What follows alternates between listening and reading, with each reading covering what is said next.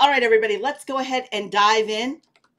I'm Maria Elena Duran. I'm a business growth with Google coach. I've been on the Google team for a little over 7 years.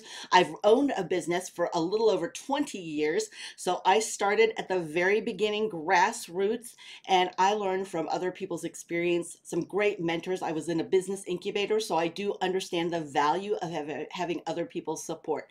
And that's why I am so excited to share with you the Google partners, because they are there to support you and let you know what you may not know, or where there might be pitfalls, and help you avoid expensive time and money on things that you don't need to. All right. This is who I am. Of course, I'm live right here. So you see me right here. I am not just a voice recording. I'm actually right here. So let's go ahead and dive in. And we're going to be talking about how you can unlock your visibility. How can you be an expert on your customer? Because we know how important it is that you know your customer. That expertise that you bring is something that you bring to the table that a lot of large businesses can't, because they need to be able to come up with a committee or to come up with a survey, and it becomes a whole event trying to have a conversation with their customer. When we, as small businesses, have that great opportunity, because we know our customers are within arm's length. In fact, we may know them each by name, even who their family is, who their kiddos are, how they're connected in the community. So we do have that ability to be nimble and to be able to be proactive on what we know about our customers much faster than any large corporation. So now we have that ability to compete. But if we don't know what we're looking at and we don't know our customers well, that is where we are at a disadvantage. But we can take quickly our advantage of being small and nimble and take that and apply that to our business. So we're going to be talking about that today. All right. Everything that I'm diving in here today, we're going to be talking about, and we're going to go in depth. I'm actually going to take you deeper into some of these tools. So I am going to do a live demonstration. As long as the internet and Zoom play friendly with us, we're good to go. We're going to be talking about how you can define your best customer and really defining your brand, because a lot of us are still searching for our brand. In fact, a lot of times when we're asked, what is it that we do? Let's say you're at a networking event, or you're just talking to family members, it's weekend, you're around the table and somebody asks what you do. We have a tendency to have this much information. I mean, just tons of information about our business and what it is that we do. But it's hard for us, really a struggle, to distill it down to this really bite-sized, snackable piece that people can take with them and share with their circle of influence. So then whenever they're talking about us, it starts to be that they always turn it over to us saying, you know what, let them explain what they do, or I'm going to let so-and-so introduce herself or himself. And that is code for I have no idea what they do. I hope they can explain it better. And we need to get better at that. It's on us to not only be experts in our customers, but to be experts in bite-sized ways, succinctly talking about what our business is and what we do. All right, so how can we reach those prospects too, those potential customers? Or if you're a nonprofit, your customers are your volunteers, your fundraisers, your friend raisers. Also, how can we engage in influence and actually be considered? So how do we stay in there, in the running and top of mind? How we can pave the way to conversion. What is conversion? That's a success action. That is something that you want them to do. It could be that you want them to connect with you, to call you, to watch a video, to fill out a contact form, to download a PDF, to read a blog, whatever it is, or to buy from you. It could be all of those things, or to become a donor, or to fundraiser for you. And then, of course, I always end with a recap and free resources that you can use, plus remind you about your wonderful Google partners there in your local community that you can work with. So to become an expert on your customer, you need to know who your audience is. The problem a lot of times is we try to reach everybody, anybody, and somebody.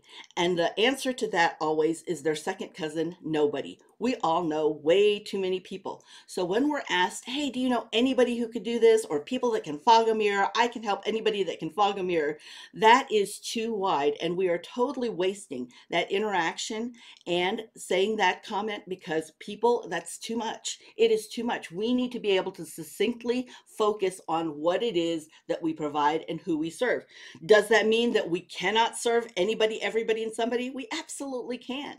But we don't want to miss that best customer. Everybody else is gravy. But if we miss that best customer, if they look at our messaging, if they look at our site or any of the posts that we're doing on social, or all the videos on TikTok, Instagram Reel, anything that you're doing, and they think, I don't really know if that's me, then we lose that opportunity compared to when they see that our best customer, our best potential customer sees it and they think, oh my gosh, they get me. They really understand who I am. So yes, Cara, you are going to get a copy of the presentation. Of course, you can download it right now. If you use the link that I dropped in the chat box, I'll drop it one more time.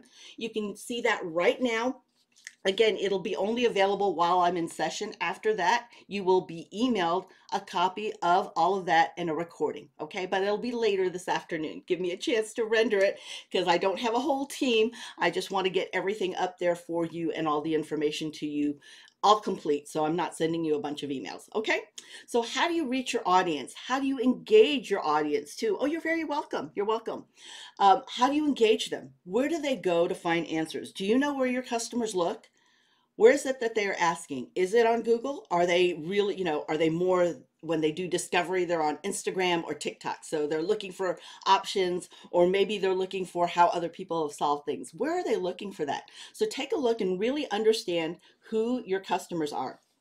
Do leads become customers? Let's say you get a lot of people coming to you. You've got them reading your email. They're clicking through on email. You've got great click-through rate. You see when you're on any of the socials, you have great engagement rate, meaning that they are not just liking, but they're also commenting and they're sharing. They're posting you in their stories. They're retweeting or reposting you, or they're making sure that a lot of people see you on TikTok. What is it that they're doing? Do they show you that what you're putting out there is of importance to them and matters to them? And are your customers loyal? A lot of people talk about sales closing. It's not a closing, it's an opening to a relationship, because a customer can become a repeat customer. You have to not think just of the AOV, the average order value, but the lifetime value of a customer. If they're a repeat customer, what does that mean to you? If they walk you in to their friends, to their contact sphere, their friends and family members, then how much business do you close there? You get that halo effect of somebody who is known, liked, and trusted by their contact sphere. So you have a great opportunity to come in a lot higher and reach more people without you physically having to be the one to do that. So when you're on a website, one of the ways you can do that is with Google Analytics. By a show of one in the chat box, so just type the number 1 there. How many of you have Google Analytics? I would love to know who's using that. If you have a website, this is 100% free. You get it with your free personal Gmail or free Google account. You don't have to have the paid Workspace account, but this measures for you how people behave on your site. Okay, I see some people do. I would love to know, for those of you who do, how do you use it and how often do you look at it? Okay, so I'd love to hear how you use it and how often you look at it. Okay, because it's one thing to connect Google Analytics, but if you're not looking at the information, or if you're not sure about what the data is telling you, then it's hard for you to make better business decisions, because you're really not concerned or understanding exactly what this is and if it's something to be concerned about or to be celebrating, right? So try use it often. I'd love to hear how you utilize it, because there are so many tools in there within one tool called Google Analytics that you can see what's happening in real time, okay? So why would you use a real-time report? What a real-time report is, it's telling you in real time what is happening on your site right now. So let's say I just posted on Instagram, right? I put out a story and I put a link in there for people to click on, and I want to make sure that that link is driving people to my website. So as I post it out, I can in real time see whether or not that's working. I was working with a business that had a new product that launched, and they were actually on the Today Show announced as one of the fall must-haves for school. And so they were announced there, and you could see as the actual episode was aired at different time zones, how it would transfer or actually travel across the US on how people are actually consuming the information and looking at it. So let me show you what that looks like. So I said a lot of today is going to be a lot of live demo, because it's really hard to talk about the concept and what you're looking at if you don't get to see it right in front of you, right? So let me see. Oh, my other screen's not coming up. Hold on just a second. Just trying to get there. A lot of Zoom buttons in the way. There we go. Hold on. We're going to bring up the other one. Sorry, it just takes me a few moments to get this going. All right, let's see. Perfect. Okay. All right. Oops. One last click. Sorry, everybody. It took a little bit longer. The first one is always the harder one, right? Okay. All right, there we go.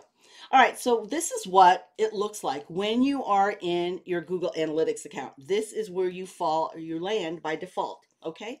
Now, why would you utilize Google Analytics? Just like I said earlier, it is how you can get to know your customer better. Imagine if you owned a physical store and all morning long people came in and went from aisle 1 to aisle 3 and they just left. They did nothing. 1, 3 left nothing. Didn't buy anything, didn't do anything, didn't engage with anybody. Then in the afternoon, they would go from aisle 1 to aisle 4 and aisle 3, and then they bought something. 1, 4, 3, buy. 1, 4, 3, buy. Now I've got questions. Is it the person in the afternoon that is more my shopper? Is there something on aisle 4 that really encourages and entices them to come and to be able to make a decision to buy? Is there something on aisle 1 that maybe makes them question things? Is there something in aisle 3 that sends them off? Or maybe with aisle 4 and 3, that's the combination I need. So for you, for example, if let's say you have a page, a home page, and people come to your home page, that's page 1, and they go to page 3 all morning long, 1, 3, and they leave your site. And then in the afternoon, they go from page 1 to page 4 to page 3, and they do what you want them to do on your site, be it that they buy, that they actually go and they download something, watch a video, fill out the contact form, call you, download a PDF, whatever it is you want them to do. Now you should have questions. All right. So as we look through here, let's take a look. It doesn't matter what kind, whether you're a service business, a personal brand, or a consulting or e-commerce business, Google Analytics is letting you know how people consume information on your site. And if your information connects and resonates with them, you will see a lot of good data there. And if it doesn't, you'll also see that you need to change things. You can't ignore that because these are people who are in their behavior and their action letting you know what matters most to them. So as we look here, you'll see all the navigation for Google Tools happens here on the right-hand side, or the left-hand side. Sorry, I've got to load it for some reason. I'm broadcasting, so sometimes it loads a little bit slow when I'm doing that. You'll see these icons. The home page, of course, is where you see a dashboard of things, and you'll see what's actually people are looking for, what pages, where they're coming from in the United States. You'll also see what are your top revenue drivers, your top items, and the top trending items viewed. Again, if you're a nonprofit, it could be that they are looking at videos and they're considering and filling out a form or looking at the sponsorship page. So you're going to know your business better of what exactly it is that people need to see and look at for them to be able to make a decision to do business with you. And as a nonprofit, a do business with you could be that they're a fundraiser, or they become an actual donor. Okay, or maybe they want to become a volunteer and serve on your board, or be one of those amazing volunteers that'll help you in all events, your walks, your runs, your galas, whatever you have going on. So you could see here when I clicked on the reports, all of this comes up and you can actually take a good look to see where are they coming from. Let's talk about where they're coming from. What does cross network mean? Cross network means that people are actually going out and finding you on different places. They could be on YouTube, they could be looking within Google search, maybe they're actually within any of their emails and they're seeing some of the ads that may show up in different emails. Organic social is just like it sounds. It is social, so that could be Facebook or any of the Meta, Facebook and Instagram. It could be social, I'm trying to think, TikTok, Snapchat. Well, I just blanked on what Snapchat was, on Twitter or X. So it could be on any of these tools. And Instagram, you could see that that's coming from social. Now, direct, what does direct mean? It means that they know your name. This is really important. They know your business name because that means you have great brand awareness. And brand awareness is something that takes a long time to build. And it's very expensive because it's hard to measure that. But when people can and look for you directly by name, that means they typed in search or went directly to your website, directly, they know you. Now you have an idea if your brand awareness is working, any of the event things that you're doing, like posting, or maybe you're doing YouTube videos or other videos and other platforms that are trying to get more people looking. So now you know my direct is working. Maybe I need to work on other things, or what can I do to maintain that so people will remember and keep me top of mind. Of course, there's organic search. That's when people are searching, they're typing within TikTok, looking for something. That's an organic search. So they're searching socially they're searching on Google. This is an organic search in Google. I thought it said organic social. I was going to say here, organic social is when they're searching in social. This is organic search. They're searching in Google and any of the search engines, Google, Bing, Firefox. Paid search is an ad. Organic shopping means that they're specifically looking at shopping links. So if you've ever seen the top of a Google, let me bring you up here to another page, but if you've ever seen the top of Google search, okay, so when we're looking at this, throw this up here real quick and I'll make it bigger because I am broadcasting. So when you're looking at Google search and you're looking, let's say, at jewelry, you'll see shopping up here. So you see the tabs up here? The tabs up here, this is shopping. When you click on shopping, that is comparison shopping. Now, sometimes because I am talking about an e-commerce item, a lot of times it'll drop you right into shopping right here at the very top. Those are shopping ads. You have to pay for that here at the very top of all. But when you go to shopping, after the sponsored, all of these are organic ads if you utilize the shopping tab, and you can use that for free. You don't have to pay to use this. And a lot of people think that they do, and that's a myth. You can use this for free, and it's comparison shopping. You can use it as a shopper and you can use it as a seller for free. So you can click and say, I want to look at just women's items, and maybe you just want to look only at gold, and maybe you have a price range that you're looking for and you just want to look at necklaces, so you could do that. And let's say you want to stay with between $40 and $100, so you want to stay in between there, and it's going to start narrowing that down for you. And you can do that just within Google Merchant Center, which a lot of people think is just for ads, but it's 100% free. So let me look at some of the questions before I go deeper into analytics, because I see quite a few questions here. You look at which pages they're viewing. Yes, you can see which pages they're viewing. Absolutely. So you can look through here, and let's say in engagement, I'm going to click overview. And so I can see exactly what pages they're looking at. When I click here, this is again the dashboard. When you click at overview, it's kind of like the highlights. Then you click on it and you can see more data here, okay, about which one they're looking at. Okay, so what exactly are they looking at? What is the one that drives the most money to you too? So you can also take a look at that. All right. Now, what you can do is you might want to know what pages they're looking at, Michael, and you want to know where they came from, right? Where did they come from? So I would click the plus arrow here, and I would go to traffic source, and I would go to cross channel and go to source medium. So I'd actually filter for that. So now it's telling me, you see that right here in this column that popped up, that people are coming to this page from direct. So they're just coming directly to that. That's the home page. So I figured that they would know her brand name. But the second page, the second most popular page, it's coming from Facebook. So she knows if she has to make a decision about where she spends her time and money, that Facebook is where her best customers are if they're bringing revenue in. So I would actually take a deeper look and start seeing what kind of conversion, so what kind of sales she's getting, because she is an e-commerce store. It could be how many phone calls that you're getting, or how many people filled out a contact form, or downloaded information, or watched your video. Okay, now you see she's got a lot of Google CPC. That means cost per click.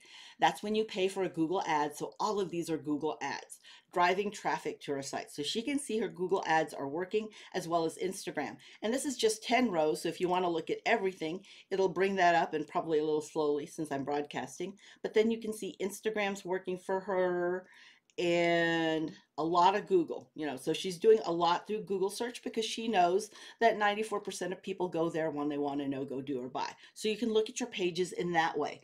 I love that you do that. Mercy, on the daily you take a look at, I'd love to hear what you look at. You look at it monthly. We post a lot of YouTube, so I post those videos on our updates on Google. That's perfect, Jackie. I love that you take a look at that. Brandy, we use it in one of our destination websites. We look at where customers are from so we can better market to the best areas and the best demographics. That's smart, Brandy. So as you're looking where people are from, I go back to acquisition. Where did they come from? A user is somebody who actually goes to your site and looks around your site. So I might look around, let's say this morning I start on my phone, and because I'm maybe dropping off the kiddos at school, but then when I go to the cafe or when I go to the office, I might have my laptop with me. So I go to the laptop. I'm still the same user. So I might look at a site 10, 15, 20 times, but it only counts me as one user because I'm still one person. Even although I'm going to a different device, I'm going from a mobile phone to a laptop, and maybe I throw it over to my desktop, and maybe in the evening I search through my smart TV. Again, those are all different devices, but I'm one user. Traffic acquisition. So traffic means that it's counting all of those. When I'm on my phone, when I'm on my mobile, let's say my laptop, when I'm on my desktop, on my smart TV, every time each one of those entrants or each time I come to that site, that's counted as traffic. So I'm going to look at traffic. Let's see where the demographics are, a little bit of the traffic. Where are they coming from?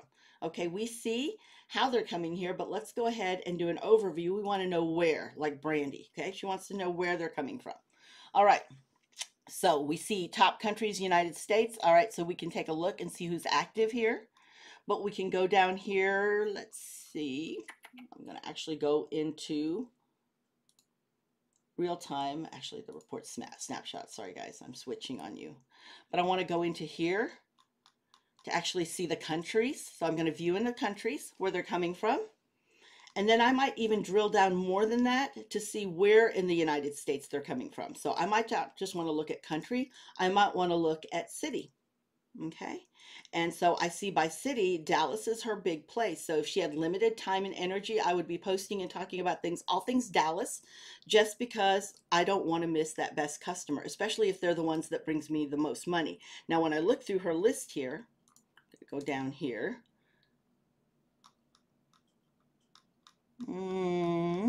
I think if I do this, actually, I click here,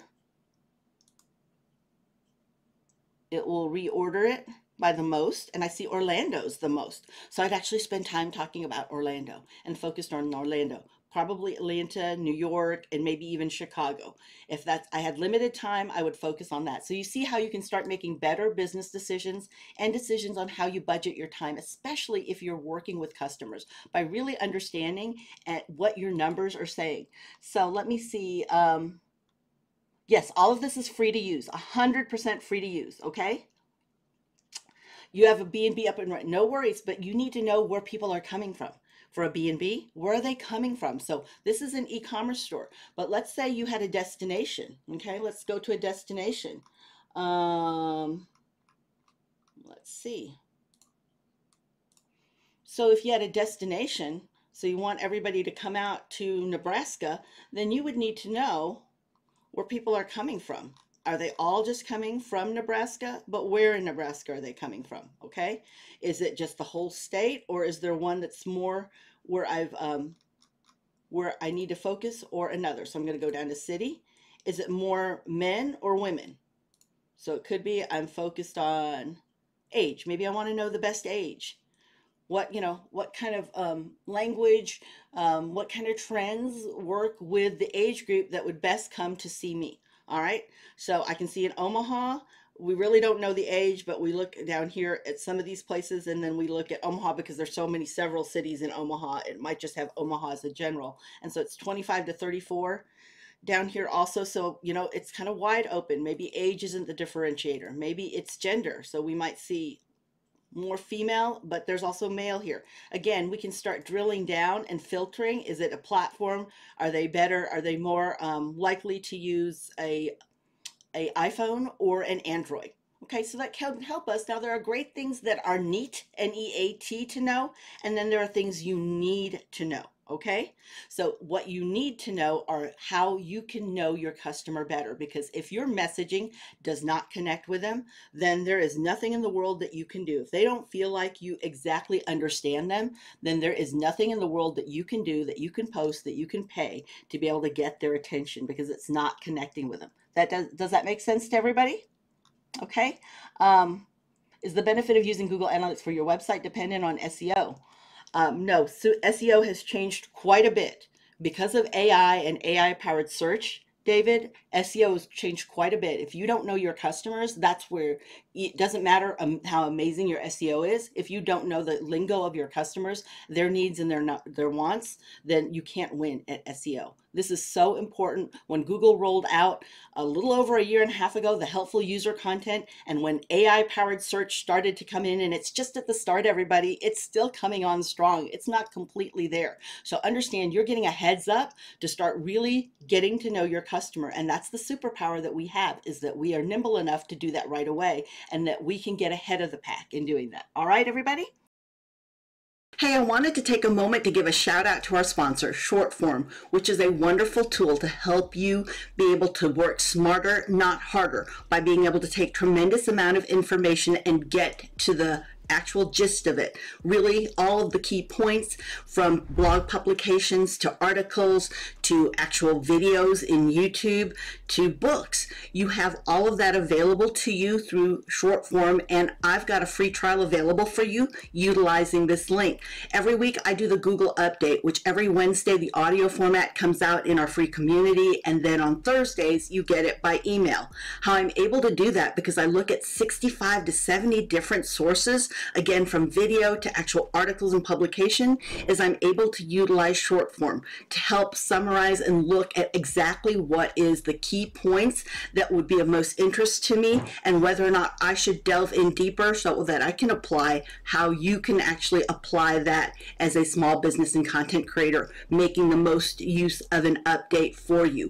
I utilize Shortform. Feel free to use this link for your free trial. If you decide to subscribe also using that link, you'll get 20% off, which is great, because for the price of one book, you have access to all of this, and it truly is very focused and complete. It is the best tool that I get to use, and I wanted to share it with you. Thank you again to Shortform for sponsoring many of the audios in this video. All right, so how is your website successful? This is really important. Does Google see your site too? In knowing our customers, we need to know where customers look. And do they look on Google, or are they more on TikTok for discovery? I will tell you, for Gen Z, a lot of them are looking at TikTok first for discovery, but then they're ready to buy. So when they're closer to buy, it's one thing when you're looking for, hey, what's a great looking car? It's another thing when you're saying, what's a great looking car that's a 2-door, that's a 4-cylinder, that saves gas, that can also be something that is a hybrid. Now they're getting closer to the buy, because they're getting very specific about what they're looking for. Or maybe it could be, you know, I want to go visit the United States. I've decided on my bucket list, I want to go see the whole US, every state in the US. But when I start looking, you know what, now I'm looking at Tennessee, and I'm looking specifically at Memphis, and I start looking at what are some great venues to look at, or tours or menus in Memphis. Now all of a sudden I'm closer to the buy, and maybe there's something that you can provide where I will be enticed to come stay with you or do business with you, because you're showing up in front of me when I'm ready to buy. So Google Search Console helps make sure that Google feels confident about you, but also helps you know your customers better. So understand, this is the door to Google's library. Do not believe the myth that you just type something and publish it online and Google will find you. It might. Googlebot is really pretty good, but it could take 90 to 180 days for Google to find you. In the meantime, you're not getting any business. And for any small business that I know, cash flow is king. And so because of that, it's important that Google sees you right away. And for free, 100% for free, this tool, the minute you publish something, you enter it here and Google sees it right away. So that's kind of that no-brainer of why don't you use it? But I know most small businesses don't know how to use this. And this is the door to Google's library. Google is not the World Wide Web. It is the biggest library of the World Wide Web. And if you don't put your book, your website in the library, then you actually lose out, and you are just hoping. And while it's wonderful to have hope, hope is wonderful, but it is not a good business strategy, right? All right, so let's take a look here at Google Search Console and what it tells you. And I'm actually going to make it bigger for you as I do this. Okay.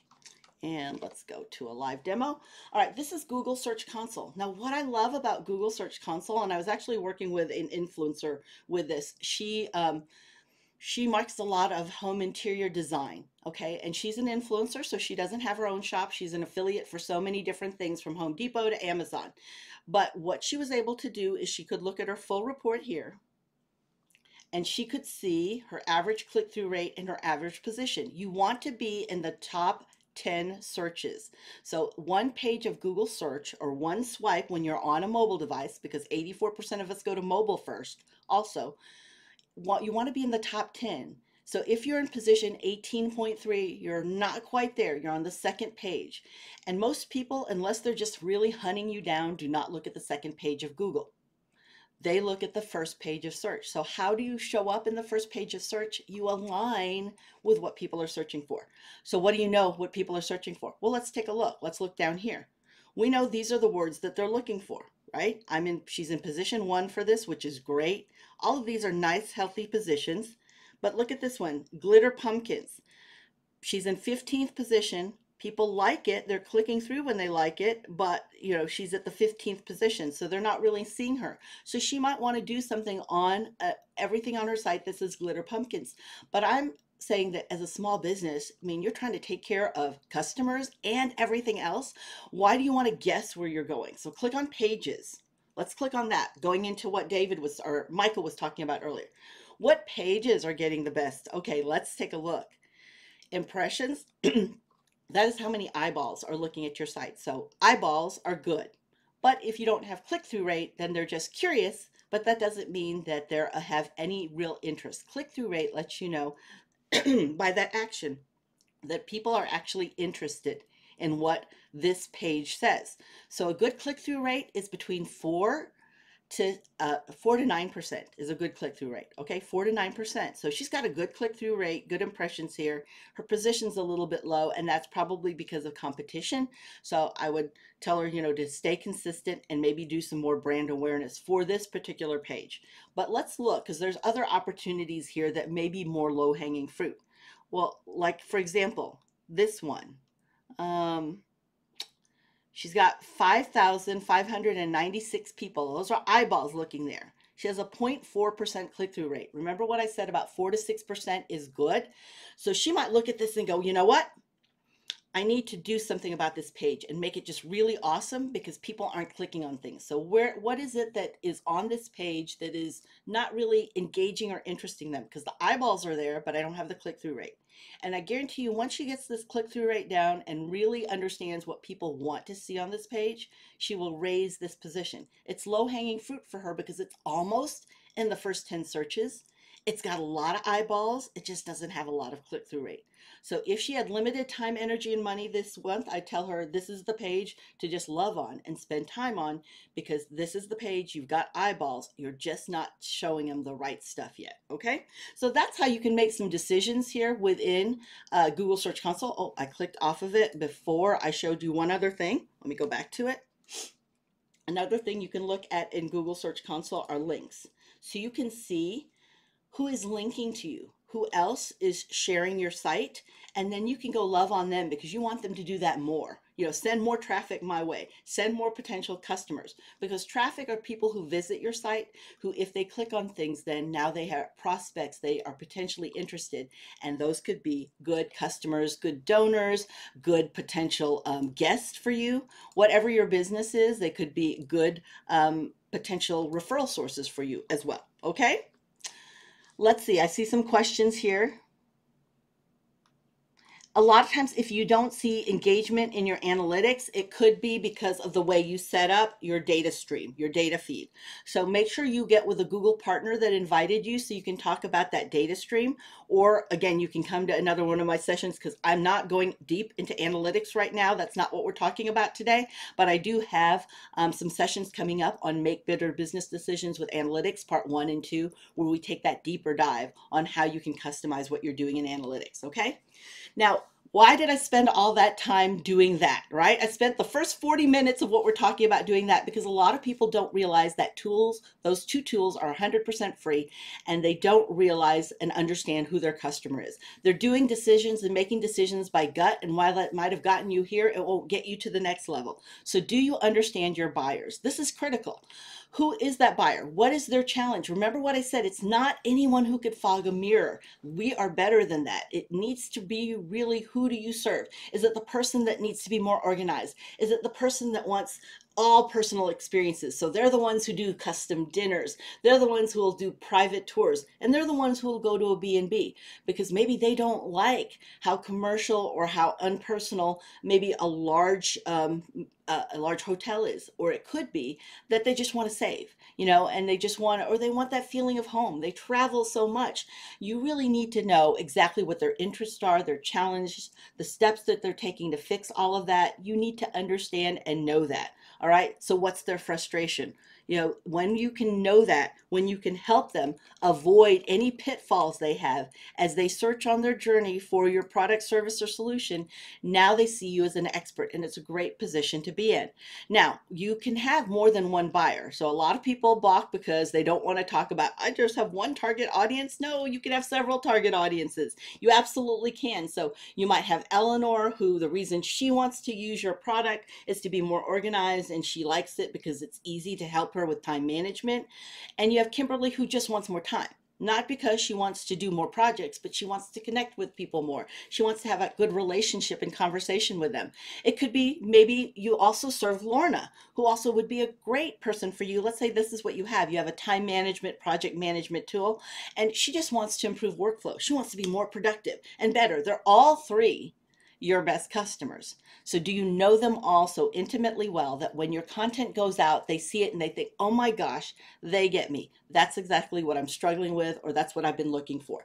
Now, one of the tools that I like to use too, again, 100% free, I only use free tools here, is Google, let's see, this is Google Gemini. This is Google, Google's a free AI. So any Google account has this for free, even a free personal Gmail. And I might say, ask me some questions and let me know the info you need to assess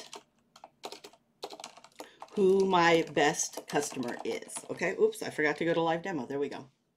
So I just typed that question in, I sent it out, and now I'm asking AI to ask me some questions that I'm going to answer to find out a little bit more. What's the criteria? Okay, give me, so I want it to be more specific. Give me 20 specific questions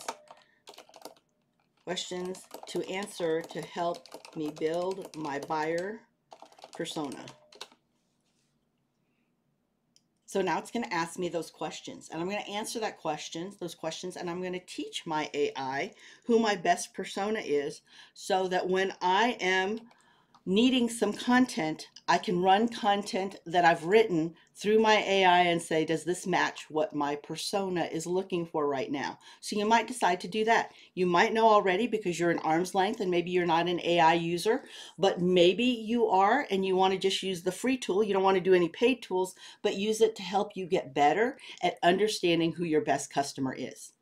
Target marketing is very, very important because this is who you are focused on. Again, think about that. If you could only reach 100 of your best customers or 200 of them, would that be enough? Or do you need anybody, everybody, and somebody? Because you can serve them. I can serve anybody who needs to know about Google. My target audience happens to be people who think Google's a pain in the butt. So they've actually had experience with Google and they think it's a pain in the butt. And the reason why they're my best customer or best client that I like to consult with is because I don't have to, number one, train them that they need to use and measure and know data about their customers, because if they know it already, I don't have to spend any time actually and energy on that learning curve. If they've used other professionals like lawyers, accountants, bookkeepers, so they realize it's not just all on them. They understand how to delegate and focus on their own zone of genius. Now that's even better because I don't have to convince them of that either. But the fact that they've had struggles with Google is even better because now I can help them. They're not going to come to me and become a podcast expert. So they listen to a podcast and all of a sudden they want to come to me and say, these are the things you need to do in here and what I want you to do. They already know, listen, I've tried it. I don't have time for it. I want to work in my business, not on it. And I don't want to be a Google expert. So I do want to be able to reach people without having to get to that kind of level of expertise and understanding Google. That's my best customer. So I tell people, if you want somebody to send somebody to consult with me, you're going to hire somebody that thinks Google's a pain in the butt or they can't get found. You hear those words, that means that's a great customer for me. Can I serve everybody else? Absolutely. Even if you've never touched a Google tool, I could help you, but that's just not where I'm best at and where the best use of my time and energy is. And that's one of the great reasons why the Google partners are so wonderful, because they are there. They have several people there who can help you no matter what level you're at or what age and part of your business, from startup to mid-size, where you're at, they can help you. Now, niche, a lot of people think niche and target market are the same thing, but niche is what you do so extremely well. What are you amazing at? I'm amazing at explaining Google and getting you found and growing fast. But who's my target audience are people who think Google's a pain in the butt. So you see, it's different. My niche is what you're amazing at.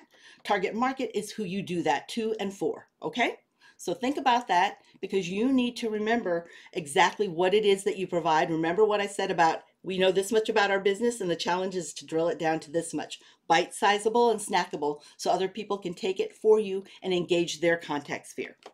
And now you build on their know, like, and trust. We also need to understand our customer stages of awareness. So our potential consumer stage of awareness, where are they? So if you look all the way to the right-hand side, it's unaware. If they are unaware they have any problems at all or any concerns, let's say they just, it's the way it is. It's a struggle and it's the way it is.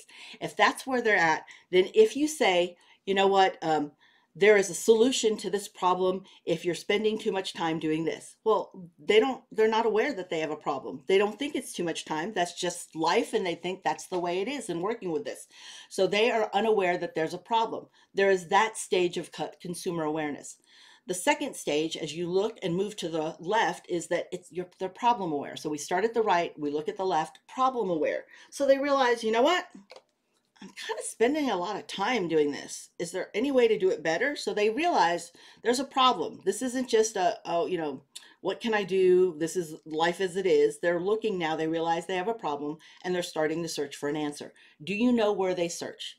Do you ask your customers exactly where they were and where they started to be able to find out where another potential customer like them could be, to help you focus your messaging and your attention whenever you're working and promoting your business? So are they problem aware? Are they solution aware? Okay, so they know that there's a problem. I'm spending too much time doing this. And then they realize, oh, you know what? There's some time management tools, some calendars, digital calendars that I can carry on my phone, that I can scan with, I can scan a written calendar because I happen to like to write things, and it'll pick it up and bring there. So I realize there's lots of different solutions. So are they solution aware to whatever that is that you provide? If you have the B&B, it could be, I'm unaware that I even need to travel. I don't think travel is anything, and I'm just homebound, or I don't want to leave my local community. All right, they're unaware. But let's say there's a problem where that they realize, you know what, I need something different, a change of pace. So even I could be in my local community, but if you're local B&B, I could have a staycation, I could stay in my community and be a tourist in my own town now. And you can sell that to me, because I'm looking for that. I'm looking for something away from my routine, right? So there's a solution out there. Product aware means they're aware of your solution. So your product could be that you have a B&B, or the product could be that you consult and you serve people. The product could be that you have videos that you share with people. Whatever that product is, or it could be an actual physical product. Services, maintenance programs, those are all products. Even though you don't have something really tangible that you can hold on to, but all of a sudden they become product aware. Oh, there's ABC Company, and there's Monday, and there's Trello. There's all these different management tools and management calendars. So now they're product aware. And then when they're most aware, they are aware of you. They're aware that you have that product, service, or solution, and you're the perfect fit for them.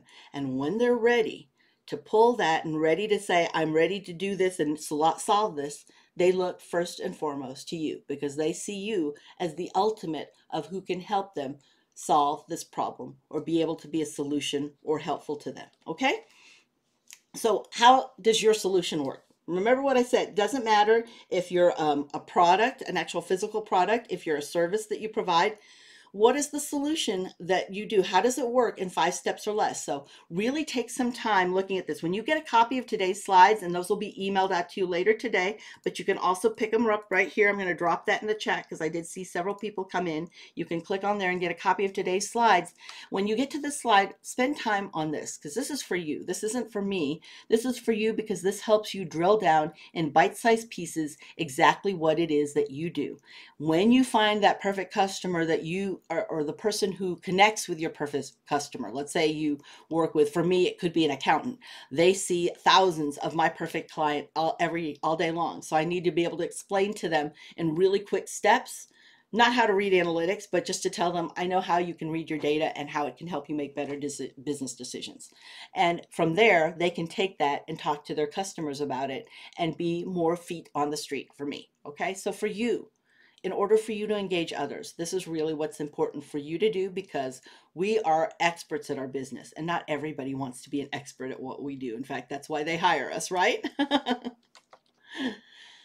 Again, think about the benefit. You know, a lot of times when I'm working with people who have websites, I'll say, you know, you'll hear a lot about call to action. Call to action is great, but I like call to outcomes better. What is it they're going to get from this?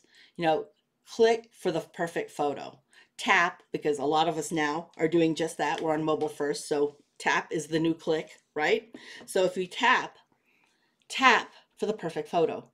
Tap for all the tap to capture every action, no matter how fast. So it could be long, or I could shorten it up, tap for more. So it could be all of those things, but tap for the best. It could also be that. I was working with a company the other day and they happened to have t-shirts. And so I said, just put tap for size. Okay, tap for size or choose your size because you want them to go to that next step. But what is it they want? Or tap for the look, tap for the fit, right? So it could be that because they're looking for the outfit of the day. Again, depending on who your customer is and your that demographic, it'll determine what words really resonate with them. Now, Google Trends is a free tool that you can also use to help understand your customers. How many of you use Google Trends? By a show of one in the chat box. Let me know if you use Google Trends. I'd love to know how you use it if you do. All right. How do you use it?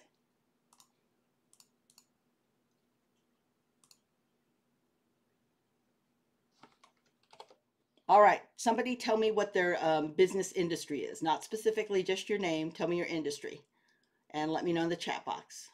First one will be the first one, the one that I highlight here in the demo. Okay, design interior. I'm going to put interior designs, okay? And we'll just see how that works. I'll compare it to design interior because that's not my expertise, but I'm just guessing what people are searching for. Oh, you are correct. Look at that. Design interior. You're better. You know, you definitely are the expert in your industry. You are the best one at that because design interior is the red right here, right? This is blue color coded.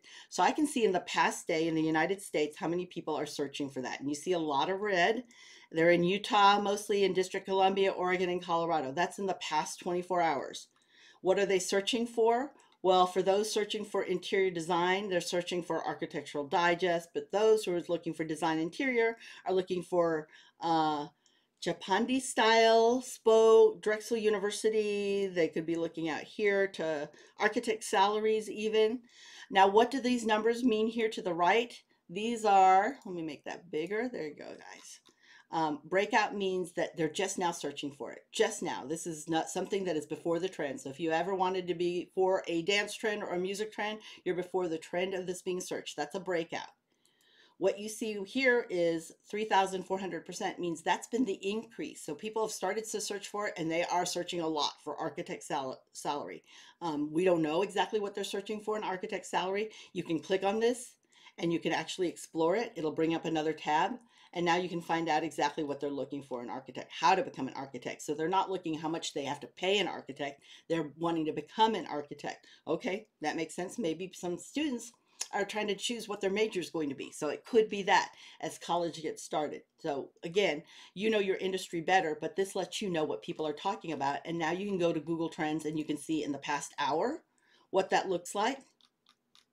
All right, it's really Georgia, Massachusetts, Illinois, New York. So if I'm about to post something on Instagram and TikTok, I'm going to post to make sure these areas see it. At least if I want to target those areas, I could target the entire United States, but I'm going to be targeting entire interior design jobs because that's what it's been in the last hour. But I could decide, you know what, there's not enough searches for that, so I want to look the past week. I don't want to look just more than the past hour. And I see in the past week, it tells me a little bit about shabby chic, modern colonial. So people are wanting to know more about this. And I can even go back here and I could say, you know what, I want to look in the past 30 days, but I specifically want to look in Georgia just because I saw it up there in Georgia. Oh, I'm actually now here. So I want to go back to, let me go United States, and I want to look specifically in, let's say, Texas. Okay, so I can see here the areas that they're talking about and what they're talking about. A floor planner, interior design websites, free. So people are searching for this, okay? So you can see that in Google Trends, all right? And that's really what Google Trends is best for you to see around your industry, around your city, your community, or wherever your best customers are. It can help you find them and find out exactly what matters most to them. When you know this, when you know your customers this well, when you really understand where they're at, who they are, and what they're looking for, you can now be visible to them. And you can utilize free tools like Google Business Profile, where you can get a lot of insights from too. All right, so you can make sure that you're visible whenever people are searching on Google Search and Maps, even if you don't have a location. All right, I am not location based. People can't come into an office here and talk to a receptionist when they talk to me.